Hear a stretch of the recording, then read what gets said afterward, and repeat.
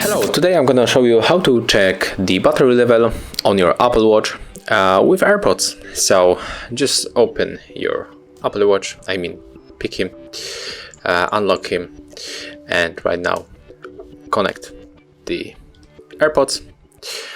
Okay, right now there's the widget of the battery, as you can see here, so click on it, and there is the option, the battery level of our Apple Watch here, and the 100% of the AirPods and 25% of the charging case. And there's the first way that you can check it, but also you can swipe up the finger of the bottom of the screen, and there is the 33% battery level of our of our Apple Watch, and click on it to check also the level of the battery of AirPods and the charging case. And yeah, just how it looks with the AirPods, the first generation, and the Apple Watch. Thank you for watching.